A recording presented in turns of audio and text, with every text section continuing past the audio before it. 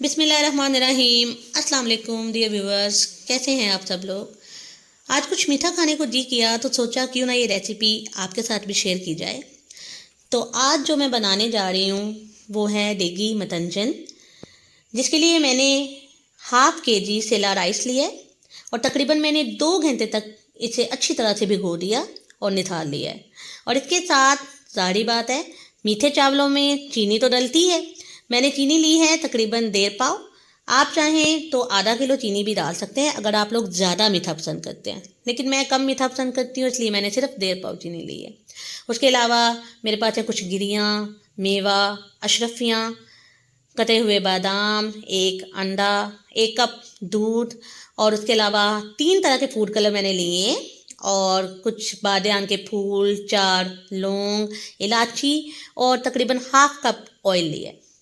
सबसे पहले हम एक बड़ा पतीला ले लें या आप एक बड़ी सी कढ़ाई ले लें, उसमें आपने थोड़ा सा ज़्यादा पानी डालना है, ठीक है। और अब मैं इसमें शामिल करूँगी बादियान, ताकि चावलों में अच्छी सी खुशबू आए, और साथ ही इसमें मैं जो 4 लौंग हैं वो भी शामिल कर दूँगी। और इसको अब मैं तब तक पानी को गर्म करूँगी जब तक अच्छी तरह से इसमें बॉयल नहीं आ जाता।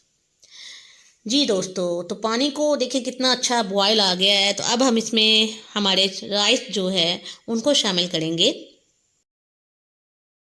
मैंने इसलिए इस्तेमाल किए हैं क्योंकि ज़्यादातर मीठा सेला राइस का ही बनता है, क्योंकि ये जो चावल होते हैं ना, ये लंबे भी होते हैं और ये जल्दी टूटता भी नहीं है, तो इसलिए मीठे में ज़्यादातर सेला राइस ही इस्तेमाल किए जाते हैं। अब हम इन्हें तकरीबन 7 से 8 मिनट तक बॉयल होने देंगे और फिर हम इन्हें देखेंगे। जी दोस्तों, तो हमारे चावल को पकते हुए तकरीबन 8 से 9 मिनट हो गए हैं और देखें माशाल्लाह कितना प्यारा चावल जो है वो नज़र आ रहा है। लेकिन यहाँ पे आपने चावल का एक दाना लेके अच्छी तरह से चेक कर लेना है कि वो गला हुआ हो और उसमें एक कनी सिर्फ रह जानी चाहिए, और फिर आपने इसको निथार लेना और अच्छी तरह से ड्रेन कर लेना है। अब हम इसकी चाशनी बनाएंगे। तो चाशनी बनाने के लिए मैंने एक कढ़ाई ली है जिसमें मैं हाफ़ कप ऑयल शामिल करूँगी। हाफ़ कप ऑयल तकरीबन 100 ग्राम भी होता है, ठीक है। अब इसमें मैं थोड़ी सी इलायचियाँ डालूँगी। इलायचियों के साथ ही इसमें मैं कटे हुए बादाम,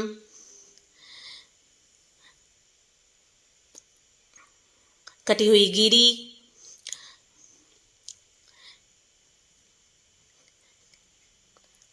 किशमिश, ये तमाम चीज़ें शामिल करके अच्छी तरह से इसको थोड़ी सी देर के लिए तकरीबन 4 से 5 मिनट के लिए मैं सोटे करूँगी।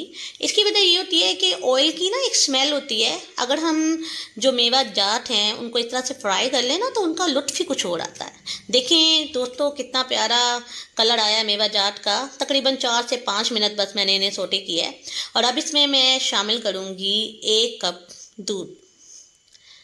अभी आपकी अपनी मर्ज़ी है, आप चाहें तो 1 कप दूध डाल लें, आप चाहें तो 1 कप पानी डाल लें, या आप चाहें तो आधा कप दूध या आधा कप पानी डाल लें, ठीक है। लेकिन मुझे ज़रा दूध अच्छा लगता है इसलिए मैंने दूध का 1 कप जो है इसमें शामिल किया। अब हम इसमें चीनी डालेंगे। चीनी डालने के बाद हम इसको इतना पकाएंगे कि चीनी जो है ना वो पूरी तरह से डिज़ोल्व हो जाए, यानी चीनी का दाना नज़र ना आए और बिल्कुल घुल जाए, तो वो हमारी बनेगी बेहतरीन चाशनी। तो अब हम इसे चीनी डाल के पकाते हैं। देखिए दोस्तों, हमारी चाशनी तैयार हो गई है और चाशनी को तकरीबन 1 या 2 बॉयल जो हैं आ गए हैं, और यही चाशनी है जिसमें हमने अब चावल ऐड करने हैं। तो अब हम इसमें चावल शामिल करेंगे, लेकिन चावल जो है ना वो खुश्क होने चाहिए, उसमें पानी ना हो बिल्कुल भी। जी दोस्तों, अब हम इसमें चावल ऐड करने जा रहे हैं। चावल ऐड करके शामिल कर दें और इसे तब तक पकाएं जब तक इसका पानी बिल्कुल खुश्क ना हो जाए, क्योंकि राइस में दम देने से पहले जो है ना वो पानी नहीं होना चाहिए। और अगर पानी है तो आप थोड़ी सी आंच तेज़ करके पानी को खुश्क कर सकते हैं। मेरे चावलों में थोड़ा सा पानी है इसलिए मैंने आंच को तेज़ कर दिया है ताकि इसका पानी जो है वो खुश्क हो जाए, और मैं इसे अब तब तक पकाऊंगी जब तक पानी खुश्क नहीं हो जाता। तो देखें दोस्तों, मेरे राइस का जो पानी है वो बिल्कुल खुश्क हो गया है। अब हम इसको तकरीबन 20 मिनट तक दम पर रखेंगे और उसके बाद इसमें मज़ीद जो शामिल करना है वो शामिल करेंगे। माशाल्लाह माशाल्लाह, देखें दम के बाद कितने ही खूबसूरत लग रहे हैं, खिले खिले से चावल हैं, हर दाना बिल्कुल अलग अलग है, हर चीज़ ऊपर नुमाया नज़र आ रही है। अब हम इसमें फूड कलर शामिल करेंगे। तो पहले मैं ग्रीन कलर जो है वो हल्के से पानी में मैंने इसको मिक्स किया और इसे मैंने चावल पे डाल दिया। उसके बाद फिर मैं रेड कलर जो है वो शामिल कर रही हूँ।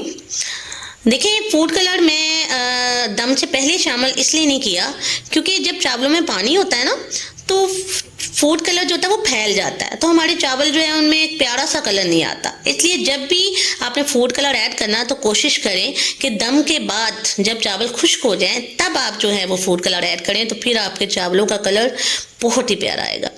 अब इसमें हम शामिल करते हैं हमारी अशरफियाँ।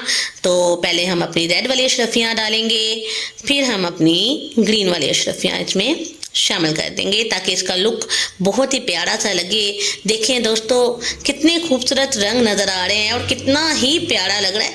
देखें जब खाना इतना खूबसूरत नज़र आता हो तो उसको खाने का मज़ा ही कुछ होता है। देखिए माशाल्लाह माशाल्लाह माशाल्लाह, कितने ही खूबसूरत रंग दिखाई दे रहे हैं, कितना ही खूबसूरत प्यारा और सब प्रेजेंटेशन नज़र आ रहा है।